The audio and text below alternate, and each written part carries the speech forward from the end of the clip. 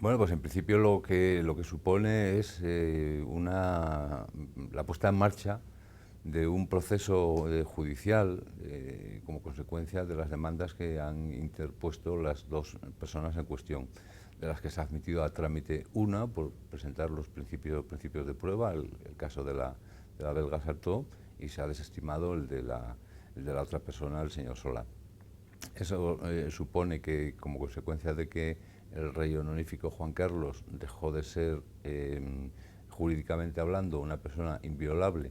para ser un aforado, pues que pueda ser juzgado o pueda ser cualquier denuncia que contra él se pueda presentar, pueda ser atendida en el Tribunal Supremo, que es la única institución donde se puede juzgar a los aforados. Lo que supone, por lo tanto, es la apertura de un proceso judicial que ahora los jueces tienen que resolver. Quizá, y lo que veníamos charlando es que seguramente, dado que se ha podido hacer ya la prueba genética y por tanto comparten hasta un 93% de coincidencia, los dos, tanto Albert Solé, un catalán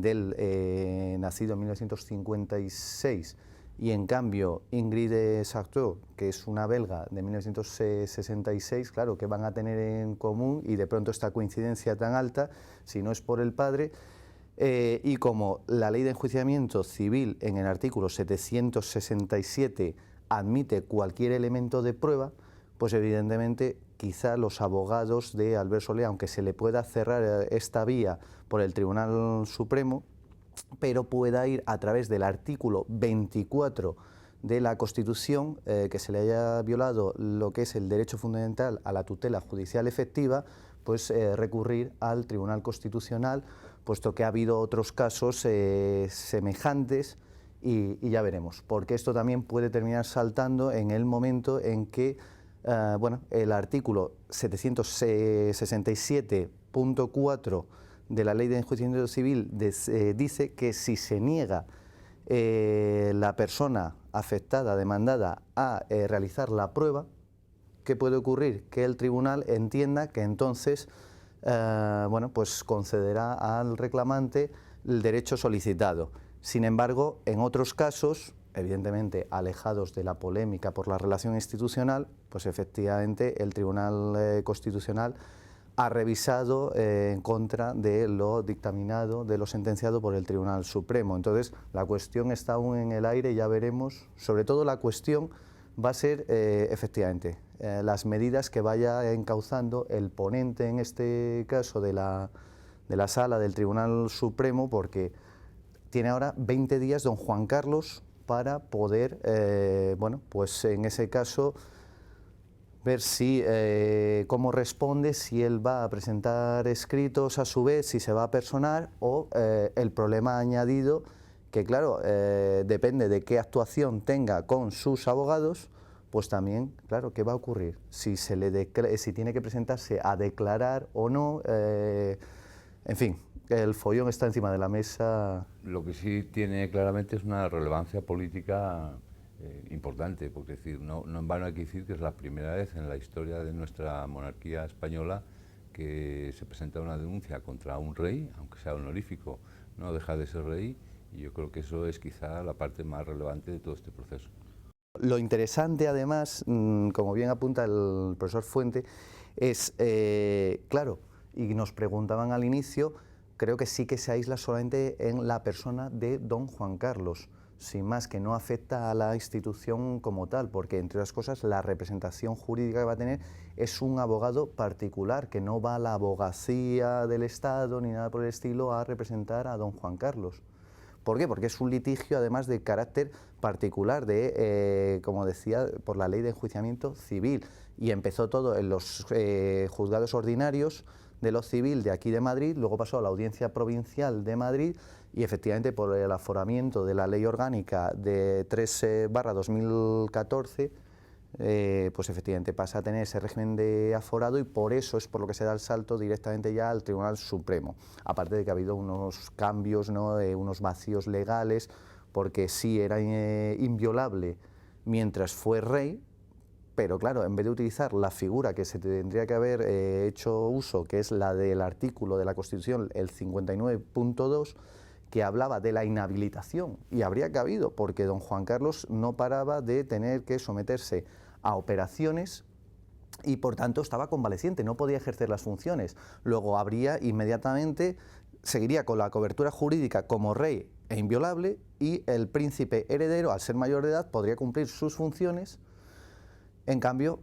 este juego que hicieron entre el 2 de junio, creo recordar, que él anuncia la abdicación, y la aprobación y entrada en vigor el 19 de junio de la ley que en ese sentido le afora, claro, se produce ese vacío, que es lo que permite que a su vez estas partes de la causa que iniciaron en el 2012 y que por tanto se la rechazó los juzgados ordinarios, por eso se atrevieron a dar el salto a la audiencia provincial, aprovechando ese vacío en el 2014, e incluso ampliaron. Y eso es lo que hace que además puedan recurrir al punto 4 del artículo 767 de la Ley de Enjuiciamiento de, bueno, perdón, eso sería si no se quiere someter a la prueba, sino el punto 3, efectivamente, que habilita porque la madre de la ciudadana belga, o sea, ya no solamente tiene la prueba del acta notarial, justamente que reconoce que tuvo relaciones con don Juan Carlos y que no tuvo relaciones con nadie más hasta que nació la hija, y luego que ella misma puede declarar, luego todos esos elementos de prueba, más otros elementos tácitos del punto 2, que es esta prueba de coincidencia. O sea, la cuestión va a estar de lo más candente. Hablábamos nosotros, no sé si es de interés, efectivamente, del resultado judicial de la decisión, que va a ser sobre todo en materia de, al ser vía civil, no es un derecho constitucional, ni administrativo, ni nada por el estilo. Luego en lo que va a afectar es poder recibir o no el apellido del padre y la parte de derecho sucesorio, esto es, la herencia que recibiría en la legítima simplemente la parte metálica. Pero el gran debate, y aquí el experto es usted, profesor Fuentes, ¿qué pasaría entonces con los títulos? Hombre, en cualquier caso parece un poco que los juristas vienen a ponerse de acuerdo, en la mayoría de los que hemos consultado, a que no ha lugar a los derechos sucesorios en cuanto a la titularidad de la corona en España, por cuanto que la Constitución de 1978 habla de los legítimos sucesores.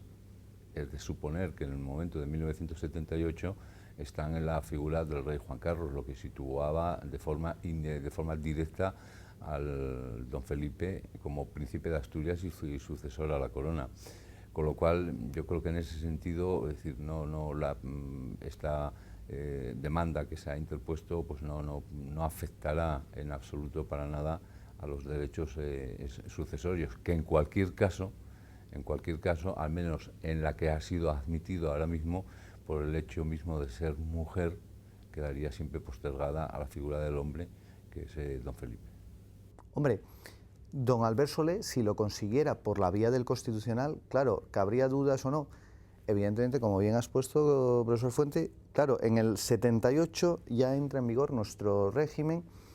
pero ¿qué ocurre? Que el Código Civil no es modificado en este sentido con respecto a qué pasa con los derechos de los hijos naturales hasta la modificación de 1981. Luego, claro, todo esto ya, esos derechos, yo creo que sería difícil que los pudieran solicitar, porque efectivamente, como bien hablábamos antes, ¿no?, con ese análisis histórico,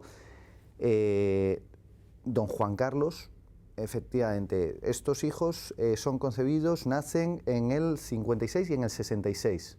Don Juan Carlos, creo recordar, se casó en el 63, creo recordar. Pasa a ser príncipe reconocido oficialmente, pero que no príncipe de Asturias, como bien me precisó, en el 69. Como príncipe de España. Exactamente. Pero como rey de España es a partir del 75, pero de nuestro régimen actual del 78. Luego estas personas, claro, quedan fuera de todos estos márgenes, de estos plazos que fija el derecho, pues sería a partir del 81, cuando hay que reconocerles esos mismos derechos a los hijos nacidos fuera del matrimonio. Pero claro, entiendo yo que sería sobre todo en el ámbito particular, no afecta para nada a la institución. Será bastante difícil, ¿no?, que afecte a la institución en cualquier caso, porque decir, la Constitución yo creo que lo deja todo bastante claro. Es muy probable, y seguramente el profesor Bayón me confirmará esto, que probablemente la vía de solución que venga más por la vía del acuerdo personal, incluso extrajudicial, y que pueda resolverse dentro de las facultades de acuerdos que puedan existir entre las partes, y luego pues la facultad de disponer a lo mejor pues algún título de gracia, etcétera, que pudiera conceder el actual rey de España, si así se entendiera. Efectivamente, yo creo que no querrán que llegue, como se suele decir coloquialmente, la sangre al río, y por tanto, efectivamente, el mecanismo de resolución alternativa de conflictos llegará a acuerdos antes de que tenga que haber pronunciamiento justamente de la sala. Pero claro, la cuestión es, ¿y este acuerdo se extenderá también al ver Solé? ¿No? Porque efectivamente se intuye, esto ya nos salimos del ámbito jurídico y nos vamos más bien a la rumorología de que efectivamente algún vástago más hay ya y está trabajando en la Casa Real, que es justamente el que empezó a filtrar a los medios de comunicación, a la prensa rosa, toda esta información con la que ha saltado entonces la polémica. Eso sí que hay más tradición en otras casas reales, de que efectivamente se les dé un trabajo, aparte del reconocimiento del apellido, pues otro tipo de compensaciones, y por tanto ya veremos, porque exacto, lo que sí que quiere es el reconocimiento del apellido, lo que quiere es el apellido. Ahora, el alcance de este reconocimiento del apellido, yo creo que efectivamente esto va largo y tendido con los juristas según cómo se vaya defendiendo, y por tanto que se le extienda, ¿no? Al caso de Solé. La cuestión es, ¿pueden aparecer más casos y ya aplicarse ese principio de analogía? Tema complicado. Tema muy complicado, yo creo que dará para otra entrevista. Desde el punto de vista protocolario, la situación que se ha generado ahora mismo a raíz de la presentación de la demanda pues no tiene ninguna consecuencia, en primer lugar, hasta que haya una sentencia firme o haya un acuerdo de algún tipo, cuestión que por la experiencia pues creemos que va a ser largo, ¿no? Salvo que haya un acuerdo con mayor rapidez. Pero es decir, ahora mismo, protocolariamente, es decir, estamos ante una situación en la que no hay que contemplar ninguna excepción puntual. Estamos ante una demanda y a la espera de la resolución, por lo tanto, salvo alguna situación específica que pueda venir en forma de un acuerdo extrajudicial, protocolariamente no hay ningún tratamiento especial ni ninguna situación especial para los pretendientes a ese reconocimiento.